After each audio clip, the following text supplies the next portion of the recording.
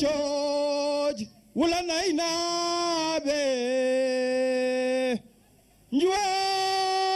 njooriyo jam farame mbaaraangu nani awu jaalame holiyoma wujjaani ngar moogaana wujjaani hundonɗa lamtoro waro jadde lamɗo kala mo yeddi lamɗo colli ñaaye ngesa babɗum mi nani gawɗo no wima ka lamtoro gueɗe mi nani gawɗo no wima ka jagraf ndulumaji mi nani gawɗo no wima ka bees guijilon mi nani gawɗo no wima ka Bourba Jolof so dokki kam tano mi faccira ɗum utbatu bun amiru jibini dete utbate rut budbatu ma ham dete mbolu ma ham jaalika ma ham bodowal ma ham birom mbolu bohar birom bohar woni lamtoro birom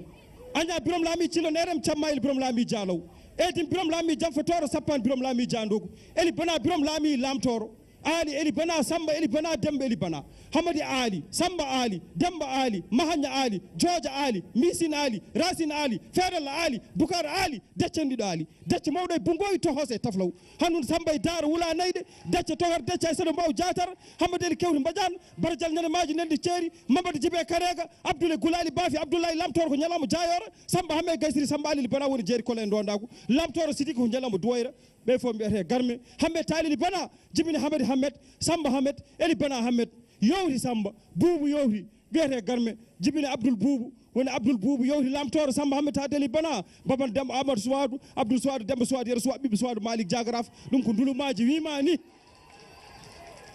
buuɗi Samba seyande sa jaam seydi sawa yettum sa daddule gacce ganna koto simboɓe Samba seyande Debbo seyande Oumar seyande Dieynaba seyande buuɗi Samba Amadou buuɗi Demba buuɗi Fati buuɗi Kumba buuɗi Seydi buuɗi ɓe fof mbiyete garme ɗum ko mana simboɓe mbima ni ɗum noon taade komi dendaɗo tan mi haaɗo ɗo umu bi beneen affaire la bëgg nañu xam li mu wax de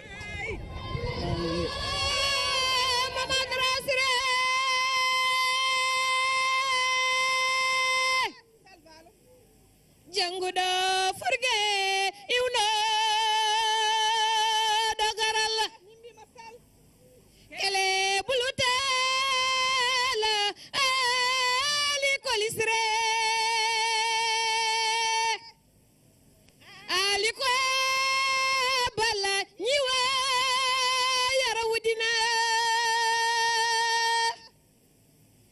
iwaya yala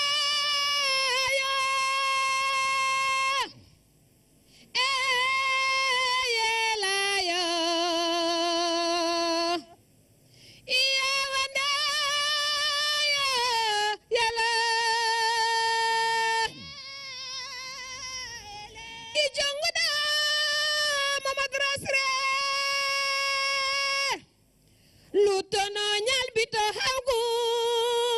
jimbelani iwaya yala ya yala ya iwanda ya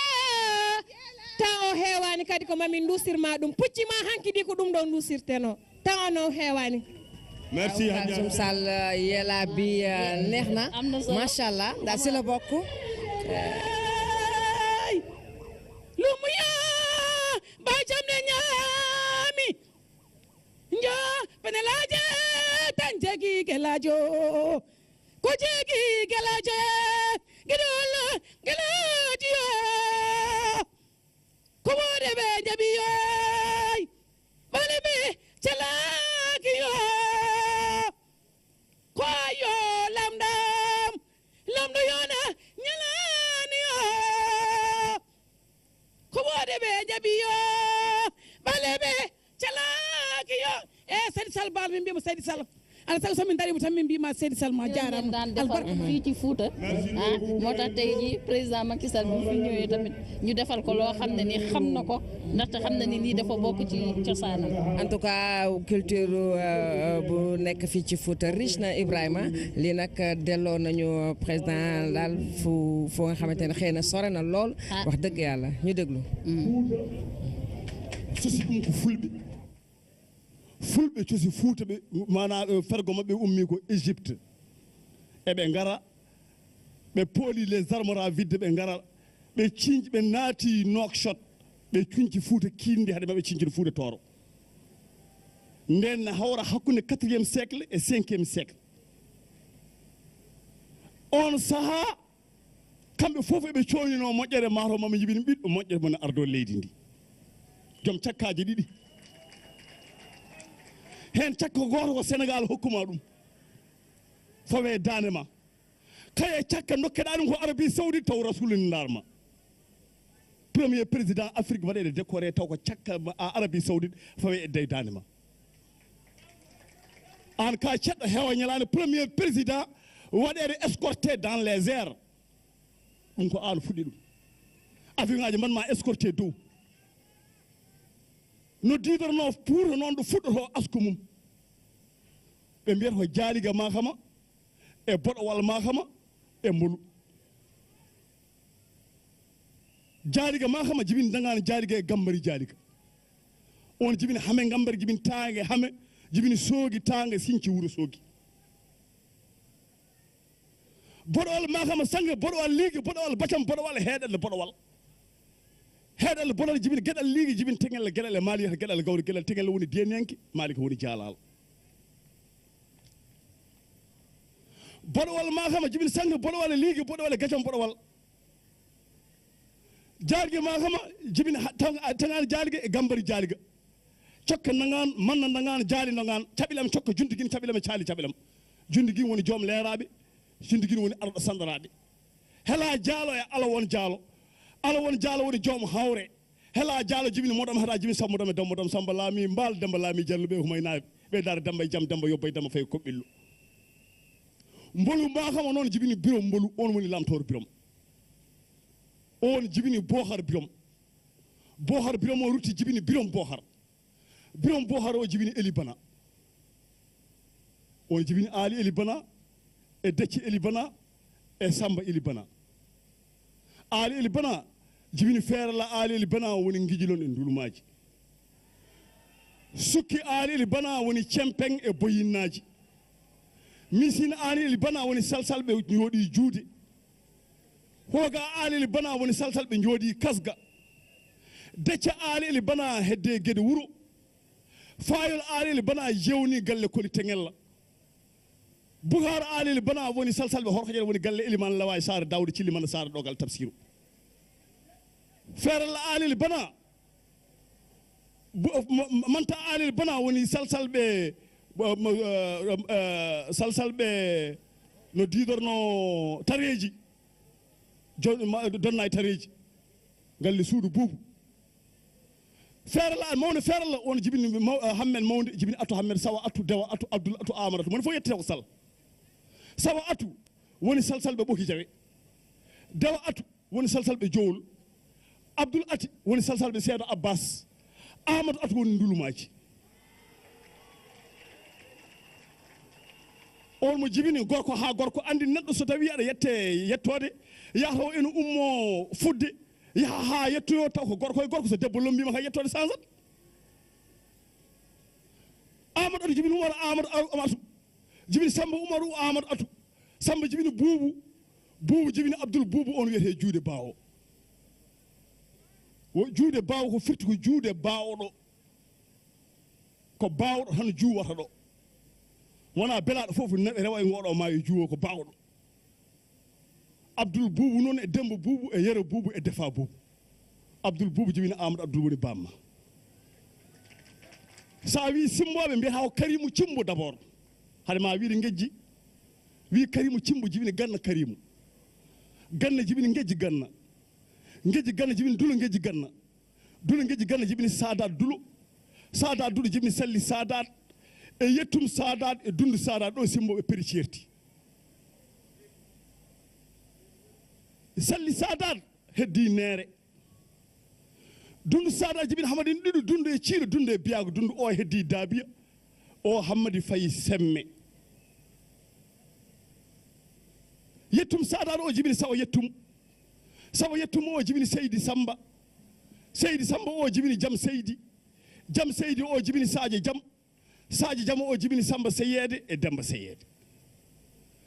samba seyede ko an demba seyede ko an samba seyede o jibini buuɗi samba jibini amadou buuɗi bamma demba seyede o jibini amadou demba seyede jibini kumba amadou woni kumba jarayel noon no yettete muñanam président jarayel no yettete ko mangan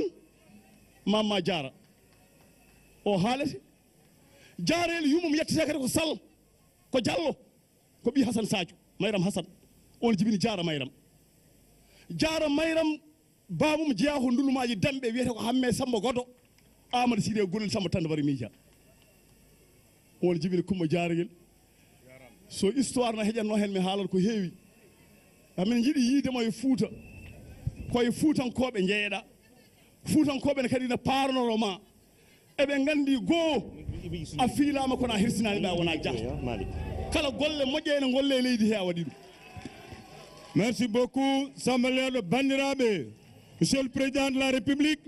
aɗa men rokkudemo konngol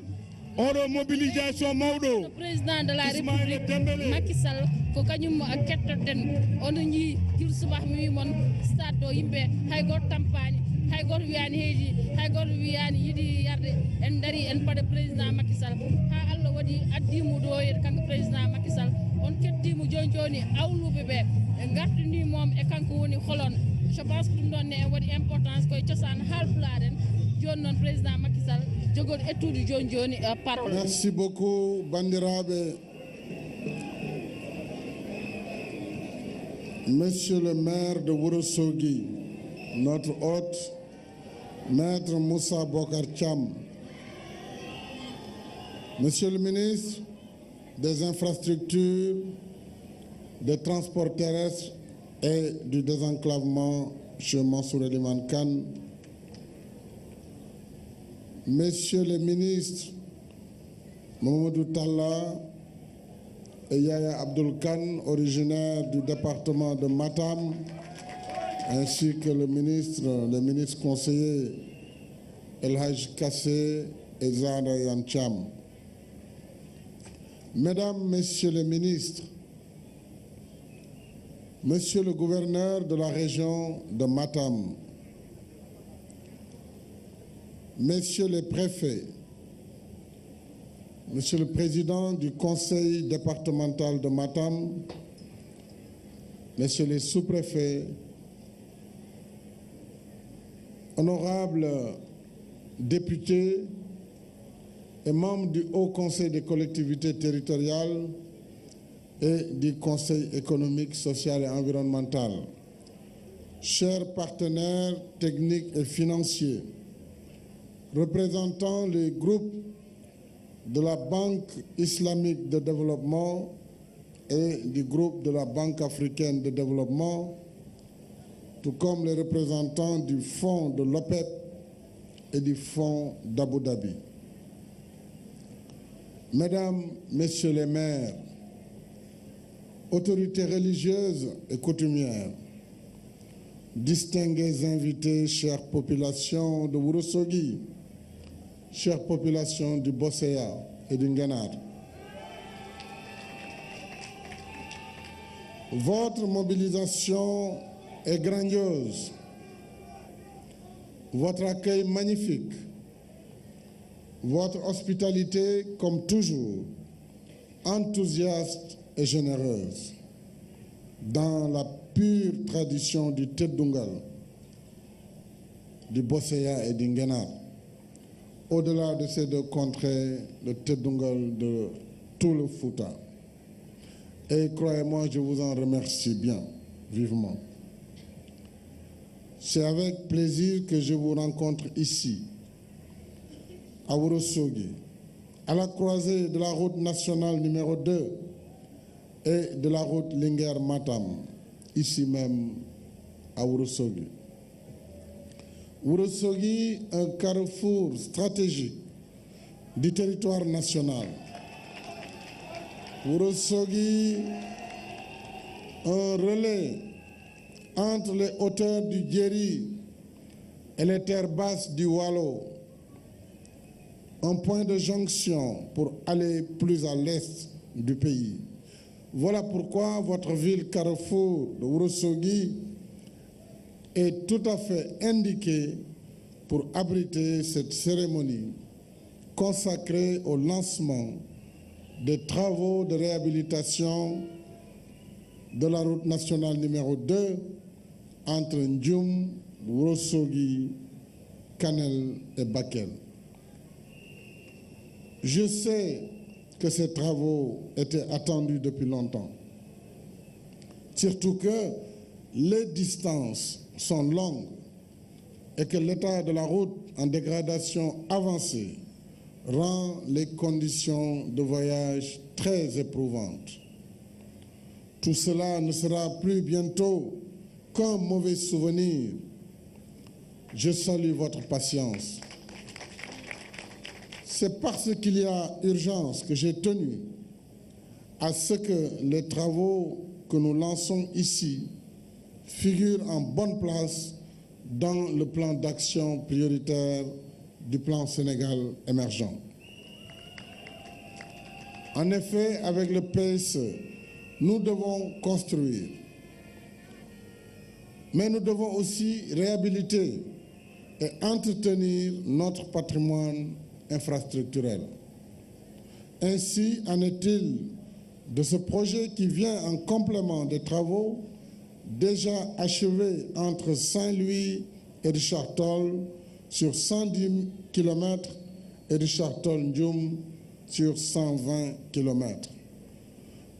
Le chantier que nous lançons ce soir porte sur 336 km. 336 km, c'est un long linéaire. Outre les voiries urbaines à Matam, à Ourossogui et à Bakel, nous aurons donc cette ligne de 336 km. Ce projet intègre aussi la construction de 60 km de pistes rurales pour relier les zones excentrées de la route nationale numéro 2, les relier à la route nationale numéro 2. Aussi, il est prévu la réalisation d'infrastructures socio-économiques de base, notamment des écoles, des marchés,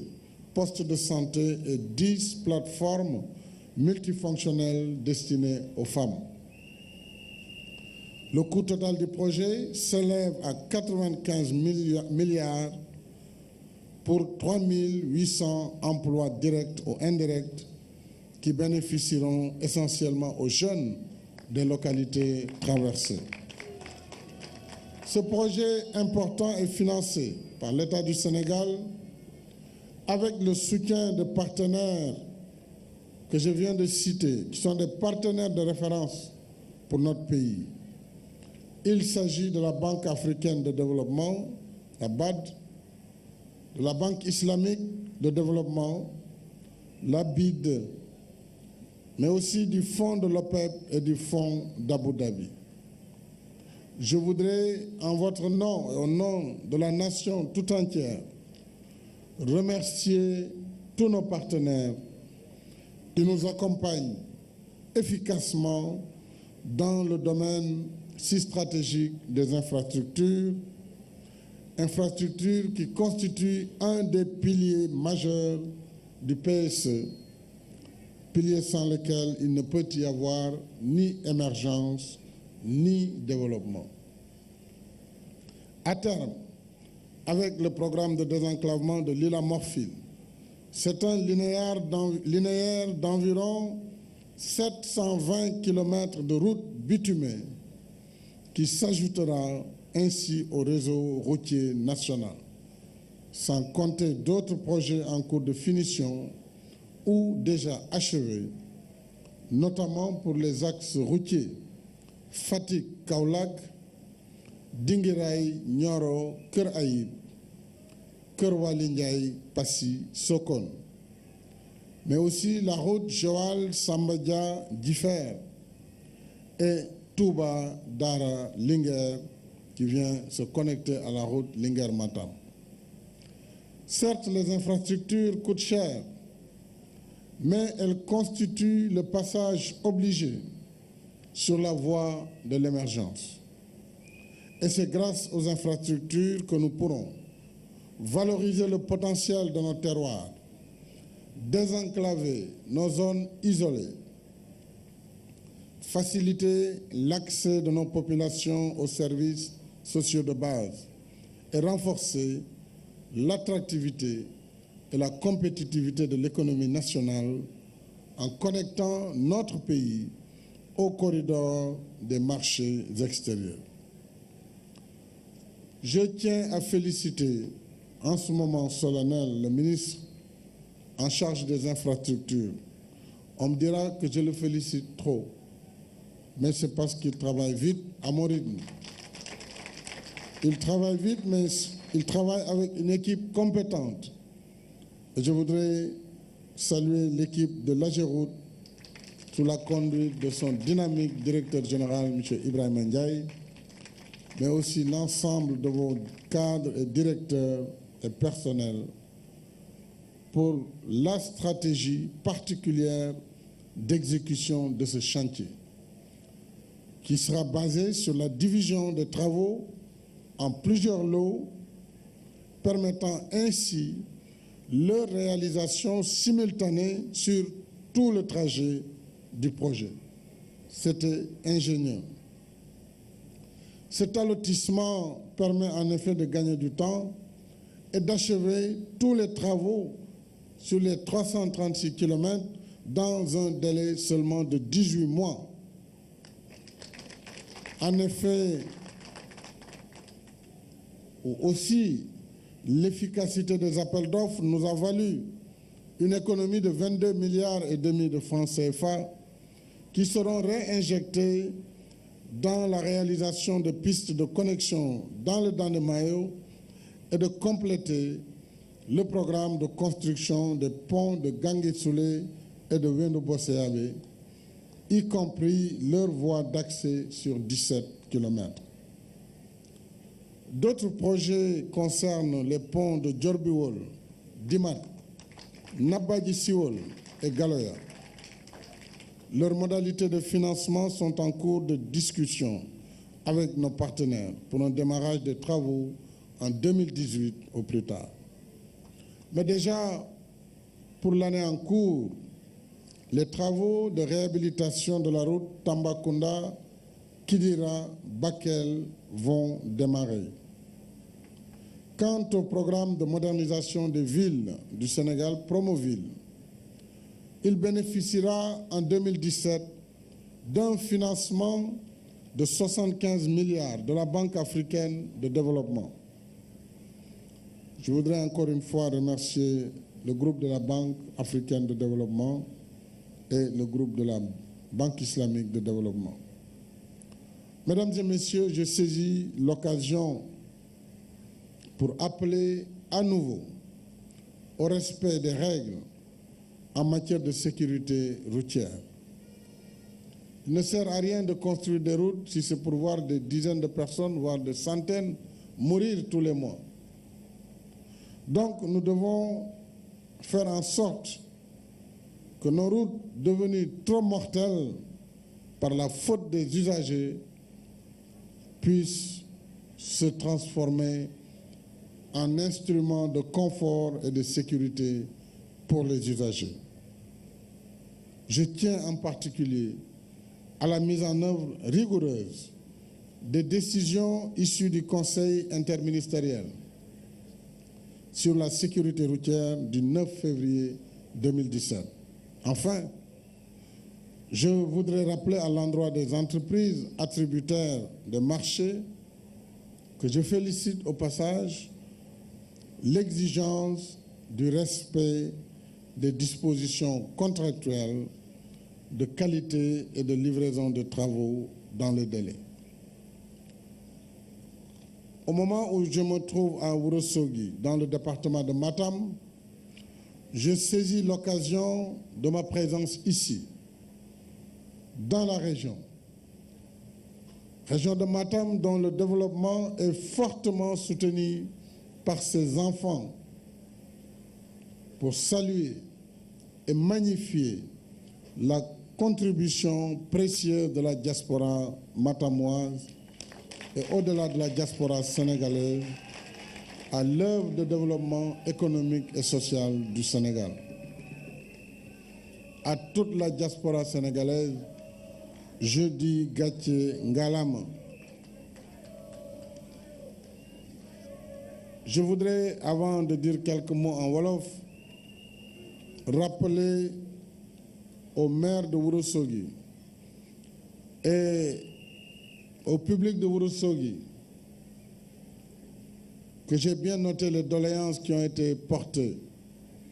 Ces doléances portent sur la rénovation de l'aérodrome. Je voudrais vous faire savoir, peut-être que vous n'étiez pas informés, mais cela est pratiquement dépassé puisque nous avons fini les études pour la construction d'un nouvel aéroport ici à Ourossogui, un aéroport qui aura une piste longue de 2000 mètres sur une largeur de 30 mètres, une piste balisée, donc qui sera éclairée le soir, ce qui permettra de quitter Ourossogui la nuit comme le jour selon le choix. C'est une question de mois pour le démarrage de ces travaux. La construction du stade et de la gare routière, j'ai bien noté, je vous inscrirai dans nos priorités pour le stade de Ourossogui et la gare routière de Ourossogui. Pour ce qui concerne l'extension du périmètre communal, c'est une question nationale, globale, qui concerne les anciennes communes face aux anciennes communautés rurales. Donc, nous avons déjà lancé l'étude par l'ANAT, qui est l'Agence nationale de l'aménagement du territoire, pour voir comment les villes qui étouffent peuvent coopérer avec les nouvelles communes dans le cadre de l'intercommunalité, mais aussi pour donner un espace de vie à ces anciennes communes. C'est le cas ici à Ourossogui, c'est le cas dans toutes les anciennes communes du Sénégal. Donc, seule une mesure générale, mais qui sera précédée d'une étude très sérieuse, permettra d'apporter une réponse. Mais d'ores et déjà, rien n'empêche qu'à l'échelon territorial, avec la facilité de l'administration territoriale, que les différentes communautés puissent se mettre ensemble pour définir des modalités dans l'intercommunalité. Pour le problème de l'eau, vous pouvez être rassurés également, nous avons un programme volet 3 du PUDC avec 251 forages. Alors si la question sur le renouvellement des forages sera réglée dans un délai très proche, alors si c'est d'autres, le problème est ailleurs, nous étudierons le problème et d'ores et déjà les instructions seront données au ministre en charge de l'hydraulique pour vous apporter des solutions pérennes. Pour la digue de protection de Matam, là aussi je demanderai au ministre en charge de l'habitat et du cadre de vie et qui a la lutte contre les inondations sous sa responsabilité à revenir à Matam pour l'étude et la mise en œuvre de la digue de protection parce que Matam doit être protégé. Bandirabe Sodumbeni.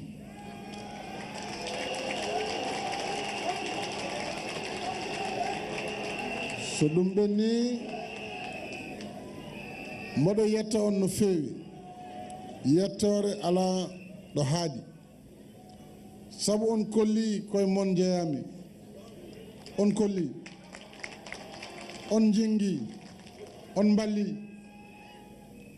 on darima te on dadima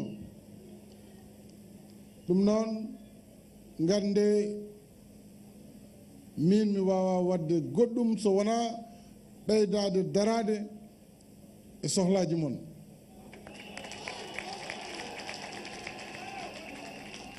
ko ɗum mbaɗanmi Casamance mo ganduɗa hande désenclavement mum fuɗɗama ɗum mbaɗanmi Sénégal oriental ɗum mbaɗantumi leydi ndi fof Sine Saloum Louga Thiès hay Dakar on désenclave Diourbel Fatick ɗum woni hande liggey laamu Sénégal addude ɓamtare leydi ndi ɓamtare leñol Sénégal e dow jaam e deyre mboɗo yetta noon les responsables politiques de la région de Matam sans exception. Je n'ai pas besoin de les citer puisque chacun a fait montre d'une capacité redoutable de mobilisation. Dans la générosité, vous n'avez réclamé aucun franc pour tout mon séjour ici dans la région. Chaque responsable s'est démultiplié par 4 pour assurer un accueil exceptionnel dont la générosité vient directement du cœur. Donc on jarama onon fof mi ala konngol bawngol yaltinde hande belammo gonɗo e nder ɓerdam wawa haalde on hande belamam e darde mon ɗum noon yo Allah wallu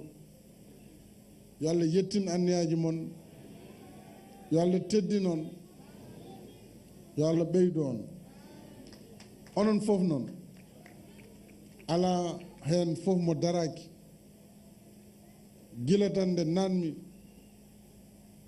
d'ailleurs ko gila Louga fuɗɗi hay Louga Ndar Dagana Podor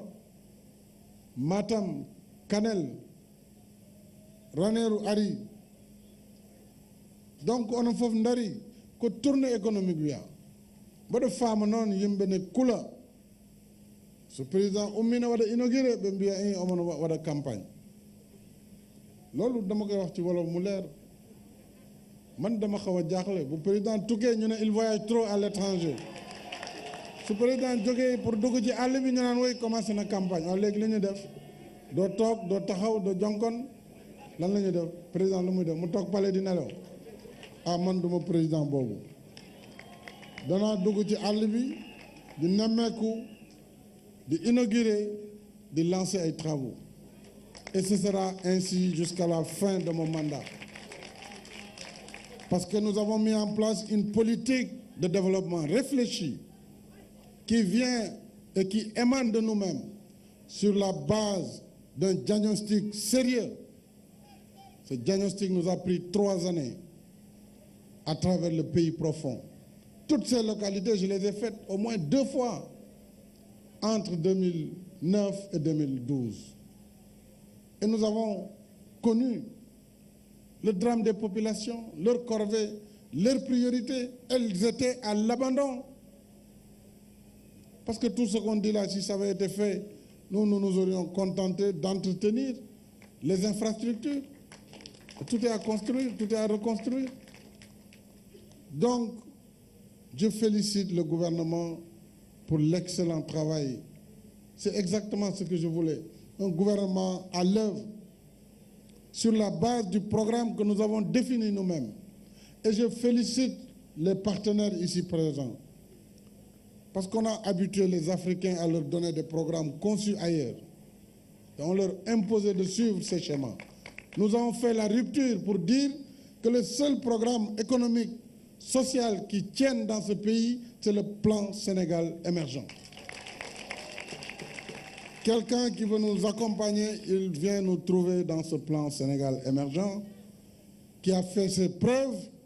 en seulement 2 années d'application. Nous avons montré ce dont le Sénégal était capable. La croissance économique pour l'année 2016 a finalement été portée à 6,7%. Alors qu'on nous disait que 6,5%, ce n'était pas possible. Nous poursuivrons nos efforts dans notre politique d'autosuffisance alimentaire, particulièrement dans les céréales et le riz en particulier. Nous poursuivrons nos politiques d'infrastructure. Puisque l'axe 1 du plan le dit très clairement, il faut changer la structure de notre économie. Changer la structure, c'est justement mettre les infrastructures de développement, les infrastructures développantes qui permettent véritablement la production, qu'elle soit agricole, qu'elle soit de l'élevage en ce qui concerne le cheptel, ou alors la pêche, qu'elle soit maritime ou fluviale, ou même l'aquaculture. Nous mettrons toutes les infrastructures pour que le développement économique du Sénégal soit un développement durable. Et vous avez vu, si le Sénégal est capable aujourd'hui de lancer tous ces projets, c'est parce qu'il y a bien une gestion rigoureuse des deniers publics de l'État. Si cela n'avait pas été le cas, nous ne serions pas capables de donner la contrepartie de ces projets. Ce serait impossible. Nous serions restés dans l'infiniment petit qui ne permet pas d'avoir une ambition d'émergence. Si je le dis, ce n'est pas destiné à quelqu'un, mais c'est simplement que nous devons connaître que ce pays est en train de changer. Nous vivons un nouveau paradigme. Évidemment, cela appelle des ruptures. Mais malheureusement, tout le monde ne comprend pas au même moment le sens de ces ruptures. Mais les populations qui voient et qui touchent la réalité des résultats induits par cette politique de rupture ne diront pas non. Et je pense que c'est ce que j'ai vu à travers l'accueil enthousiaste, un accueil coloré partout, malgré les rigueurs du climat. Donc, soyez encore une fois remerciés, population du Fouta. Au-delà du Fouta, ces populations de toutes les régions qui ont été visitées. Et demain, je m'envole d'ici pour Kaolack, pour une autre inauguration. Ainsi va le Sénégal émergent. Je vous remercie et je remercie tous les cadres du Fouta, tous les responsables politiques, alors qu'ils soient élus ou nommés. En tout cas, je vous remercie tous. Ondiarama. Ondiarama, c'était donc le dernier mot du président Macky Sall pour clôturer sa tournée économique ici, dans la région de Matam. Oumou Kalsoum Sall, Ondiarama, c'était ça donc, le dernier mot du président Macky Sall. Voilà, le président Macky Sall qui a remercié les Matamois. C'était 2 jours d'intense communion avec les populations de la région. Il était hier à Saleliou, aujourd'hui à Ganguesle, à Ouénou Bosséabé. Et il vient de finir en beauté avec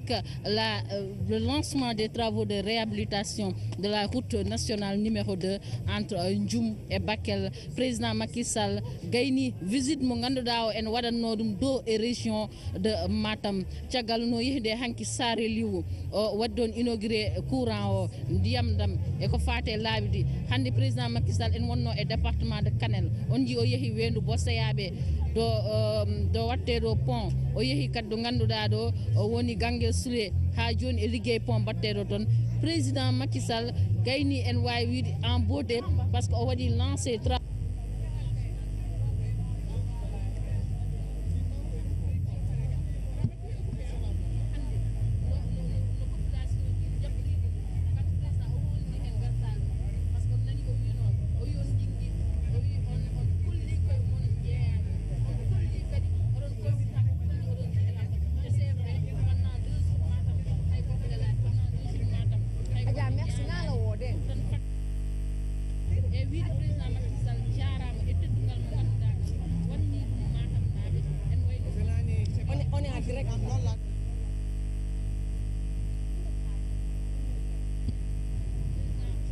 di tàggu Matam fii lay fanaan suba mu jëm Kaolack waaye mu mel ni fu mu nekk nii daal jeexale na nu mu gën a rafetee. waaw Kalsoum la li président wax dafa am solo xam nga fi mu nekk nii kenn mënu fi wax ne waxi politique moo ko fi indi ndax nag li mu fi indi li jëm ci wàllu économie réew mi lu koy fulandi moo ko indi fii ci Matam ndax nag ay lancement wu dorteel liggéey yu am solo muy yoon muy wàllu courant gi muy li jëm ci jàppale jigéen ñi ci li nga xam ne que mooy féexal coona yéen daan am ci seen liggéey xam nga loolu bokkul dara ak affaire politique waaye tamit gis na taxawaayu responsable politique yi nekk ci diwaanu Matam gépp ñoom ñëpp wax dëgg yàlla ñëw nañu ànd ak tekk ak tey àndandoo ñoom ñëpp xàccandoo dóorandoo ci teeru président de la république ci anam yi nga xam moom la ko waa Matam doon xaare tey nag def na lancement projet bu nga xam ne que mot na weesu na sax fukki at ñu ngi ko doon xaar egsi na tey loolu lépp dafay tax ba dëkk yi gën a désenclavé wu dëkk yi gën a mën a neex a dem neex a dellu si loolu nag loolu nekkoon la nga xamante ne lu waa Matam soxla woon la lu yàgg waaye nañu si ànd ak partenaires yi nga xam ne banque africaine de développement ak it banque islamique de développement ak banque africaine de développement ba tey ñu doon yoo nga xamante ne ñoom tamit dugal nañu seen loxo bu baax a baax ci projet plan Sénégal émergent loolu nag nekk na li nga xamante ne daal tournée bi tey tournée bu riche la ndax nag ñoo ngi ko doore diwaanu Louga wàcc seen Ndar dem ba Podor Demet tamit xam nga li mu fa def am na solo ndax nag Demet mosuñu dalal njiitu réew lii war na na président de la république président wu sénégalais yëpp la ndax nag bi muy jël réew mi waxoon na ne moom njiitu réew yëpp la xam nga lii dafa dal xel te nag weddi gis bokk si ndax nag ñoo ngi gis mi ngi inauguré mi ngi lancé ay travaux xam nga loolu lañ doon xaar ci moom tey nag wax na ne ëllëg joxe na di rendez-vous ëllëg ña nga jëm ca Kaolack ngir inauguré waat beneen ay infrastructure xam naa ni ak seen télévision nationale di ngeen ci ànd ak ñun ci anam yu mu gën a leer lépp lu fa xew ci Kaolack dinañ leen ko jottali kon nag ma ngoog tukki baa ngoog daal riche na ci wàllu réalisation waa PUDC tamit des ñu ginnaaw wax dëgg yàlla ñëpp kontaan nañu Matam yëpp bég nañu kon xanaa rek ñu tàggatoo ak suñu mbokk téléspectateurs yi. li may jeexalee rek mooy gis nga ñii ñëw fii tey ku leen mobilisé wul woon ñu ñëw ndaxte nee nañ lu nekk ci xol day feeñ ci kanam ajaarama jigéen ñi fii nga xam ne ni tey jii ñoo dëkk Saare Liw ñooñu mënuñu bañ a wane ni kontaan nañu ñoo xam ne juróom fukki at ñoo ngi dem ci ay teen di root président Macky Sall tey andil leen ndox ba ci seen biiri kër ñoo xam ne ni mosuñu xalaat ne dinañ am courant président andil leen courant ñoo xam ne ni nawet bu ñëween mënuñu dem mënuñu dëkk président tey defal leen yoon mais ñooñu faw ñu woon président Macky Sall que ni kontaan nañu ci ñoom foog ñu woon président Macky Sall moom de ba mu faloo fàttaliku na ñi nga xam ne ni ñoo ngi ca kaw ga won leen ni ñoom ñi ci réew mi la ñu bokk kon nag doon tan ngay niram Ibrahima Diédhiou mbii mi won ɓee ɗo hannde hay so mbaɗano ko mobilisé jaltat par ce que président Macky Sall ko wonniɓe ko eɓe meeɗa miiƴade ha eɓe leeli ɗum guila eɓe jibina ha won hen dañi duuɓi 60 koye boyli koɗi koye darde ndiyam kodi hande président addanaɓe ndiyam hande e nder galleji mabɓe hande président addanaɓe laaɓi ha ganduɗa hayso toɓine hattaɓe yaade hajuji mabɓe ko ɓen hande jalti kolli président Macky Sall amin belti kolli président Macky Sall no ettani e laamu ngu a yejjitani ham te no wiiri ni ko Sénégal foof kadi saabu janggo omon fayi ɗo Kaolack ɗo ganduɗa kadi ma wot ko waɗi toon inauguré Ibrahima Diédhiou. On Jarama Oumou Kalsoum Sall, donc ce 9 mars 2017, le président Macky Sall qui vient de procéder au lancement des travaux de la RN2, 336 km de Ndioum à Bakel en passant par Ourossogui, la ville carrefour qui vient d'abriter cette cérémonie dans la chaleur, sous la canicule, avec la clameur des populations qui ont adhéré justement à ce projet. Et le président Macky Sall a félicité les partenaires du Sénégal à travers ces financements de la Banque africaine de développement, de la BID, de l'OFID, mais également du Fonds d'Abu Dhabi pour le développement. 336 km pour justement 95 milliards, dont 79 milliards de la Banque africaine de développement. Après donc le lancement des travaux de l'île à Morphil, 105 milliards pour un linéaire de plus de 180 km. L'île à Morphil, la plus grande île du Sénégal. Voici Matam et l'île à Morphil qui vont être interconnectés dans les 2 prochaines années. 18 mois de travaux pour la RN2 et presque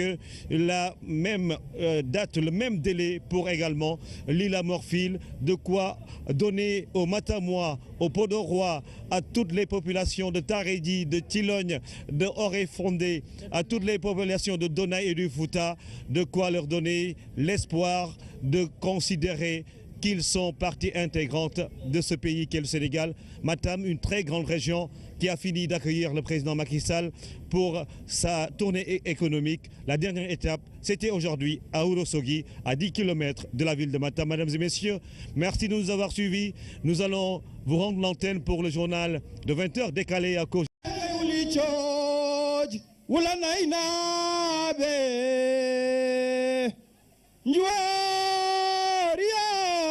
Jam farame mbara ngunani awuja alame hol yama wujani ngar mo gana wujani hundon da lamtoro waro jadde lamdo kala mo yeddi lamdo colli nyaaya ngesa babmu minani gawdo no wi maka lamtoro gede mi nani gawlo no wima ka jagraf ndulumaji mi nani gawlo no wima ka bes ngijilon mi nani gawlo no wima ka burba jolof so dokki ham tano mi faccira dum udbar bun amiru jibini date udbar herud budbar ma ham date mbolu ma ham jalika ma ham bodowal ma ham birom mbolu bohar birom bohar woni lamtoro birom anya birom lami cilo nerem chammayil birom lami jalaw etim birom lami jamfatoro sappan birom lami jandogu eli bana birom lami lamtoro ali eli bana samba eli bana dembe eli bana hamadi ali samba ali demba ali mahanya ali joja ali misin ali rasin ali fedal ali bukar ali deccendido ali decce mawdo bungoy to hose taflaw hanun samba dar wula nayde decce togar decce sedo mbaw jatar hamadi eli kewni mbadian barjal nyane maji neldi ceeri mamadi jibe karega abdoulaye gulali bafi abdoulaye lamtoro ko nyalamo jayora samba hamme gaysiri samba ali bana woni jeeri kolen dondagu lamtoro sidiki ko nyalamo duwayra be fo mbiyete garme hambe talili bana jibini hamadi hamed samba hamed eli bana hamed yowri samba buubu yowri biyete garme jibini abdoul buubu woni abdoul buubu yowri lamtoro samba hamed ta deli bana baban demba amadou suwadou abdoul suwadou demba suwadou yero suwa bibi suwadou malik jagraf dum ko ndulumaji wimani buudi samba seyende sa jam seydi sawa yettum sada dule gacce ganna koto simboɓe samba seyende debbo seyende oumar seyende jeynaba seyende buudi samba amadou buudi demba buudi fati buudi kumba buudi seydi buudi ɓe fo mbiyete garme ɗum ko mana simboɓe mbimani ɗum noon taade komi dendaɗo tan mi haɗo ɗo umu bi beneen affaire la bëgg nañu xam li mu wax de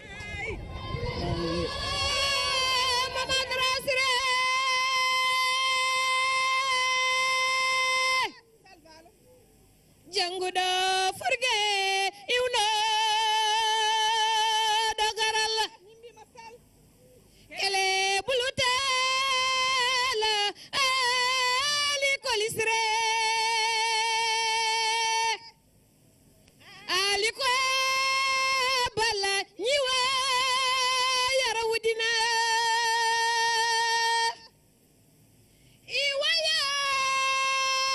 yala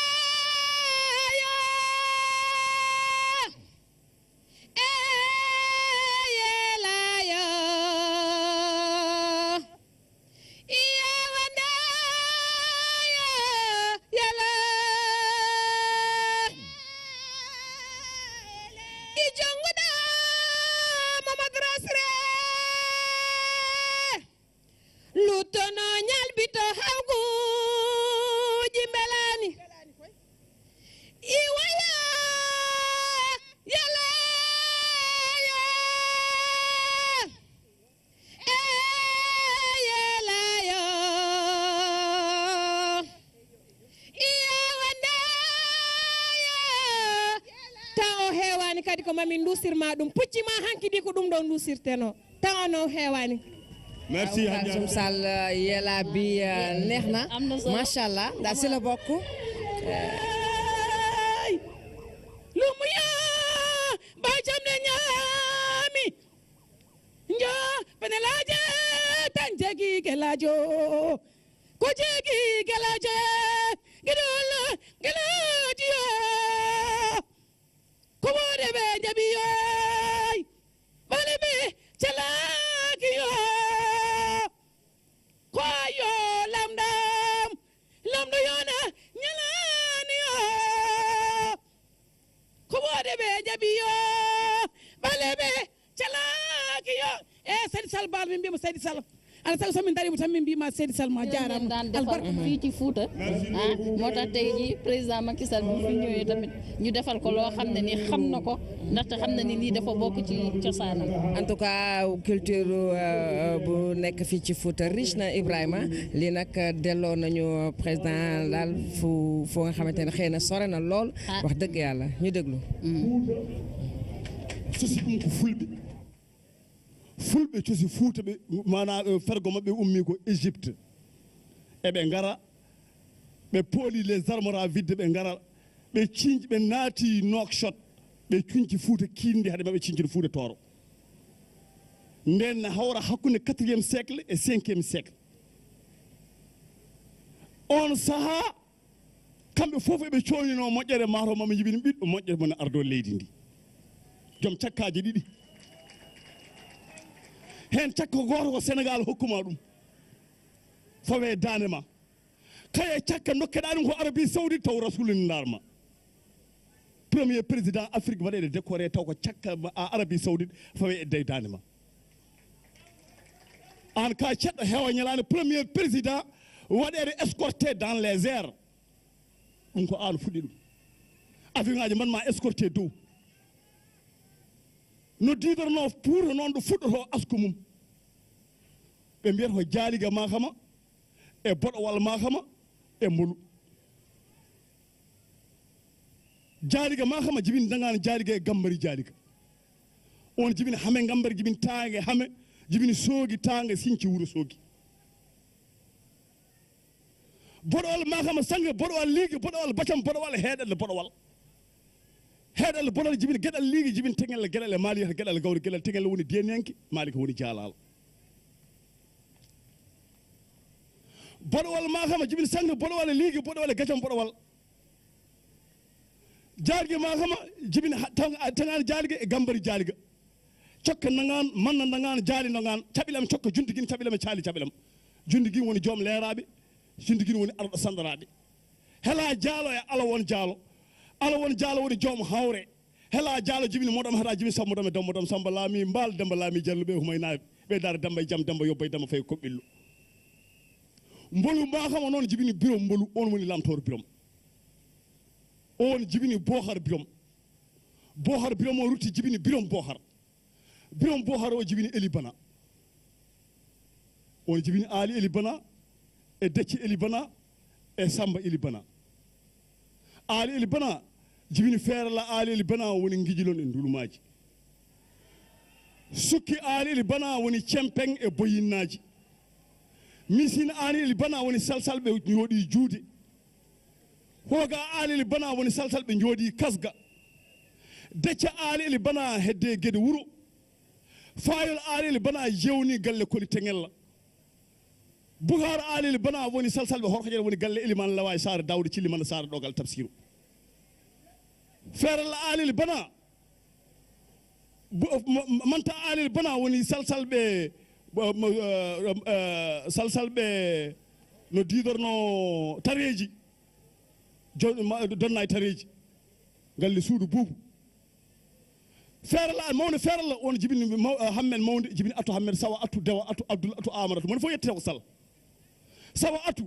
woni salsalɓe ɓoki jawe dewa atu woni salsalɓe jowol abdoul ati woni salsalɓe seedo abbas amadou atu woni ndulumaji on mo jibini gorko ha gorko andi neɗɗo so tawi aɗa yette yettode yahata o ene ummo fudde yaha ha yettoyo taw ko gorko e gorko so debbo lombima ka yettode sansat Amadou atu jibini Umar Amadou atu jibini Samba Umaru Amadou atu Samba jibini buubu jibini Abdoul buubu on wiyete juude bawo juude bawo ko firti ko juude bawɗo tan juwata ɗo wona belaɗo fof neɗɗo rewa e ngoɗo ma yo juwo ko bawɗo Abdoul Boubou non e Demba Boubou e Yero Boubou e Defa Boubou Abdoul Boubou jibina Amadou Abdoul woni bamma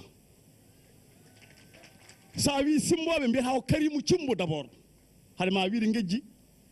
wi Karimu Cimbo jibini ganna Karimu ganna jibini ngejji ganna jibini dulo ngejji ganna dulo ngejji ganna jibini Sadat dulo jibini Salli Sadat e yettum Sadat e dundu Sadat ɗo simboɓe peri certi Salli Sadat heddi neere